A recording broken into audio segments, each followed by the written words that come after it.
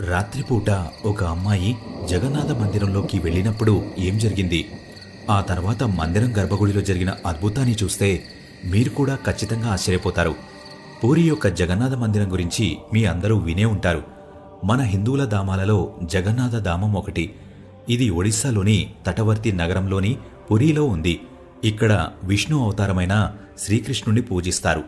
ప్రతి సంవత్సరం ఇక్కడికి లక్షలాది మంది భక్తులు భద్రకాళి కనకదుర్గ జ్యోతిష్యాలయం తాంత్రిక పండిత కృష్ణంరాజు గురూజీ విద్యా, ఉద్యోగం, ప్రేమ, పెళ్లి, కుటుంబ సమస్యలు, వ్యాపార సమస్యలు, విదేశీ ప్రయాణం, మనశ్శాంతి లేకపోవడం, కోర్టు సమస్యలు, స్త్రీ పురుష వశీకరణం, ఇటువంటి మీ యొక్క ఏ సమస్యకైనా కోయ దేవతల ద్వారా పూజలు చేసి శాశ్వత పరిష్కారం అందించబడును. వేలాది మంది భక్తులు దేశం నలుమూల నుంచి వచ్చి జగన్నాథుడిని దర్శించుకుంటారు. ఒకవేళ మీరు పురిలో ఉన్న జగన్నాథుడిని దర్శించుకుంటే మీకు ముక్తి ప్రాప్తిస్తుందని అంటుంటారు. ఫ్రెండ్స్, ఈ మందిరానికి 1000 సంవత్సరాల చరిత్ర ఉంది. ఈ మందిరంలో దాగి ఉన్న రహస్యాలు ఇప్పటికీ కూడా సైంటిస్టులను ఇబ్బంది పెడుతున్నాయి.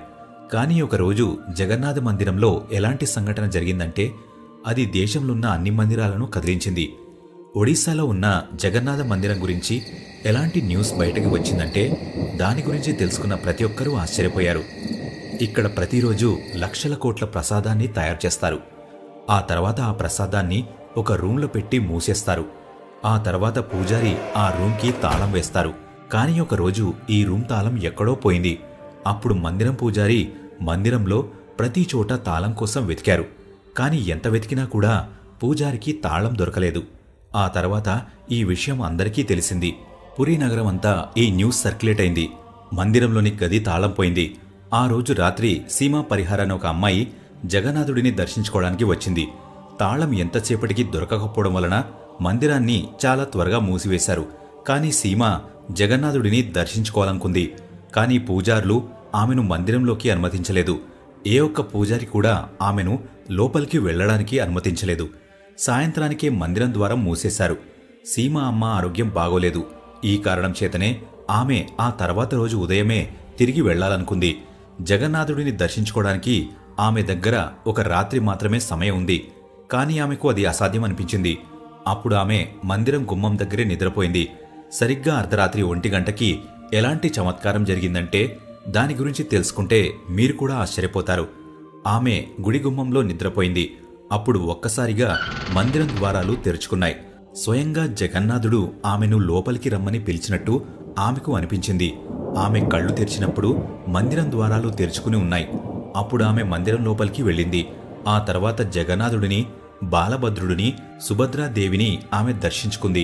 ఈ దృశ్యాలన్నీ ఆమెకు కలలా అనిపించాయి. అప్పుడు ఆమెకి తన కాళ్ల దగ్గర ఒక లెటర్ దొరుకుతుంది. ఆ లెటర్లో ప్రసాదం గది 2వ తాళం ఎక్కడ ఉందో రాసి ఉంది. కానీ సీమాకి ఆ తాళం ఏ గదిదో అర్థం కాలేదు. ఆ తర్వాత సీమ మందిరంలో ఆ గది కోసం వెతకడం మొదలుపెట్టింది. కానీ మందిరం లోపల చాలా గదులు ఉన్నాయి. అప్పుడు ఆమెకి ఒక ప్రాచీనమైన గది కనబడుతుంది. Play responsibility. ఆ తర్వాత ఆమె దగ్గరున్న తాళంతో గది ద్వారాన్ని తెరిచింది. ఆ ద్వారం తెరిచిన తర్వాత కనబడిన దృశ్యాలను చూసి సీమ కూడా ఆశ్చర్యపోయింది. ఆ గది అంతా ఎన్నో వజ్రాలు, వైడూర్యాలతో నిండి ఉంది. ఇదంతా జగన్నాథుడి చమత్కారం. 2 రోజుల క్రితం మాయమైన తాళం సీమాకి ఒక లెటర్లో దొరికింది. సీమ తన అమ్మ ఆరోగ్యం బాగుచేయడం కోసం ఆ నగలని దొంగిలించి ఉండవచ్చు. కానీ సీమ జగన్నాథుడి నిజమైన భక్తురాలు. ఆమె అలా చేయలేదు. ఆ తర్వాత ఆ గదికి మళ్లీ తాళం వేసింది. తిరిగి ఆ తాళాన్ని ఆ లెటర్లోనే పెట్టింది. ఆ లెటర్ని మందిరంలోని ఒక ఖాళీ గదిలో పెట్టింది. జగన్నాథుడు ఆమెను పరీక్షించాడేమో అన్నట్టుగా ఉంది. ఆ తర్వాత ఆమె జగన్నాథుడికి నమస్కరించి మందిరం నుంచి బయటకు వెళ్లిపోయింది. ఆ తర్వాత మందిరం ద్వారాలు వాటంతటవే మూసుకుపోయాయి. ఉదయం అవగానే సీమ వాళ్ళ అమ్మ ఆరోగ్యం గురించి తెలుసుకోవడం కోసం బయలుదేరింది. ఆ తర్వాత పూజారులు మందిరాన్ని తెరిచారు. వాళ్లు మళ్లీ తాళం కోసం వెతకడం మొదలుపెట్టారు. ఈ తాళం కనిపించకుండా పోయిన తర్వాత దీని గురించి చాలా వివాదాలు మొదలయ్యాయి. అప్పుడు ఒరిస్సా ముఖ్యమంత్రి నవీన్ పట్నాయక్ గారు కూడా దీని గురించి ఇన్వెస్టిగేషన్ చేయమని ఆదేశించారు. అప్పుడు మందిరం ప్రతిశాసకుడు ప్రదీప్ జైన్ గారిని ట్రాన్స్ఫర్ కూడా చేయించారు. ఆ తర్వాత తాళం కోసం వెతికినప్పుడు వాళ్లకి మందిరంలో ఆ తాళం దొరికింది. చాలామంది ఇది జగన్నాథుడి చమత్కారమని అంటున్నారు. సీమ ఎప్పుడైతే డెహ్రాడూన్కి వెళ్ళిందో అప్పుడు ఆమె చాలా డల్గా ఉంది. ఎందుకంటే ఆమె తన తల్లి హాస్పిటల్ బిల్లు కట్టలేదని తెలుసు. ఆమె దగ్గర అంత డబ్బు లేదు. అప్పుడే ఒక అజ్ఞాతవాసి హాస్పిటల్ బిల్ అంతా పే చేసినట్టు సీమాకి తెలుస్తుంది. ఆ తర్వాత వాళ్ళ అమ్మ ఆరోగ్యం కూడా బాగవుతుంది. ఆ అద్భుతమైన దృశ్యాన్ని చూసి ఆమె చాలా ఆనందించింది. ఇది జగన్నాథుడి చమత్కారమని ఆమె గుర్తించింది.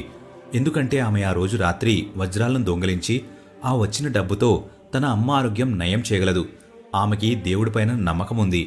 ఒకవేళ జగన్నాథుడిపైన నమ్మకం ఉంటే మీ కోరికలు అన్నీ నెరవేరుతాయని చెప్పడానికి ఈ ఒక్క సంఘటన చాలు. ఈ మందిరాన్ని సత్యయుగంలో రాజు అయిన ఇంద్రదావనుడు నిర్మించాడు.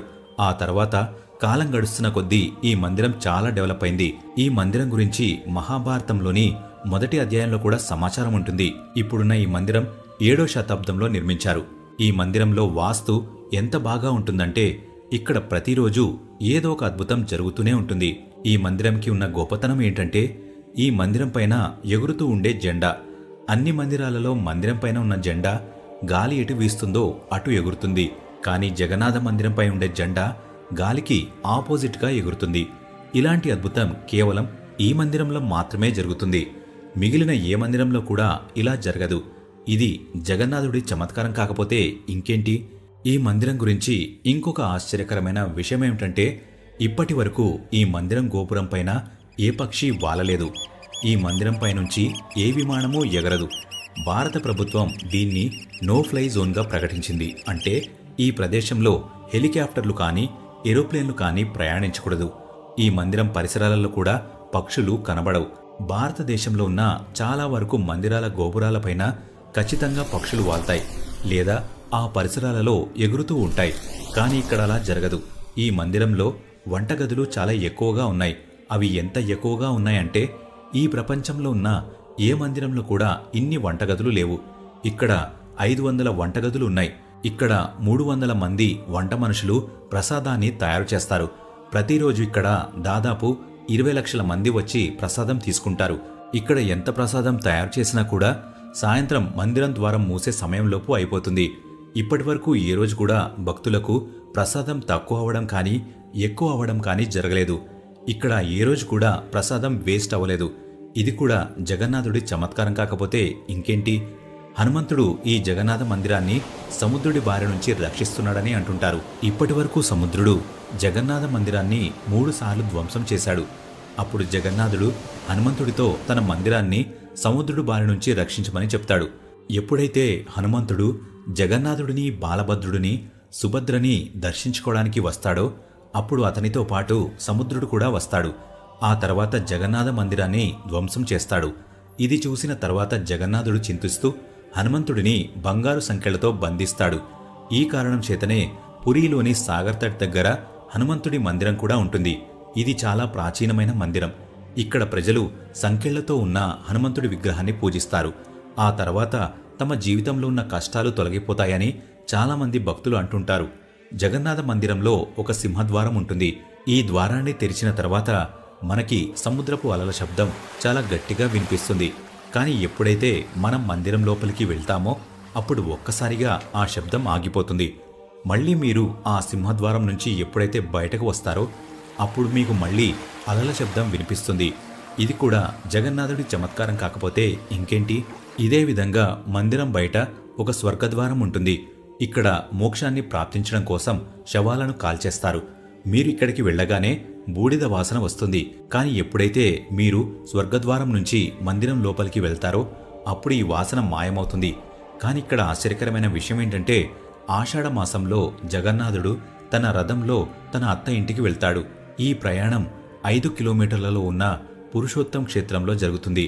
రాణి గుండిచ జగన్నాథుడి పరమభక్తుడైన ఇంద్రదుమ్నుడి భార్య. ఈ కారణం చేతనే గుండిచని జగన్నాథుడి అత్తగా భావిస్తాడు. తన అత్త ఇంట్లో జగన్నాథుడు 8 రోజులు ఉంటాడు. శుక్లదశమి రోజున అతను తిరిగి వస్తాడు. జగన్నాథుడి రథాన్ని నందిఘోష్ అంటారు. సుభద్రాదేవి రథాన్ని దర్పదలనం అంటారు. బాలభద్రుడి రథాన్ని తలాధ్వజం అంటారు. ఈ మందిరం గురించి ఇంకొక ఆశ్చర్యకరమైన విషయం ఏంటంటే ప్రతిరోజు సాయంత్రం మందిరం పైకి ఎక్కి జెండాని మారుస్తారు. ఈ జెండా ఎంత గొప్పగా ఎగురుతుంది అంటే దీన్ని చూడడానికి చాలామంది భక్తులు గుంపులు గుంపులుగా వస్తారు. ఎందుకంటే జగన్నాథుడి జెండా గాలికి ఆపోజిట్గా ఎగురుతుంది. ఏ ఒక్క రోజైనా పొరపాటున ఈ జెండాని మార్చకపోతే తర్వాత 12 సంవత్సరాల వరకు ఈ మందిరాన్ని మూసేస్తారని అంటుంటారు. 1200 సంవత్సరాల నుంచి ప్రతిరోజు ఈ మందిరం జెండాని మారుస్తూ వస్తున్నారు. జగన్నాథ మందిరంలో మనకు తెలియని ఇటువంటి ఎన్నో రహస్యాలు దాగి ఉన్నాయి. ఈరోజు ఈ వీడియోలో జగన్నాథుడి మందిరం గురించి ఎన్నో అద్భుతమైన విషయాలు చెప్పాను. వాటి గురించి తెలుసుకున్న తర్వాత మీకేమనిపించిందో మాకు కామెంట్ బాక్స్లో ఖచ్చితంగా చెప్పండి. ఈ వీడియో ఇంతే ఫ్రెండ్స్. ఈ వీడియో మీకు నచ్చినట్లయితే లైక్ చేయండి. ఇలాంటి మరెన్నో వీడియోస్ కోసం ఇప్పుడే మన ఛానల్ని సబ్స్క్రైబ్ చేసుకోండి.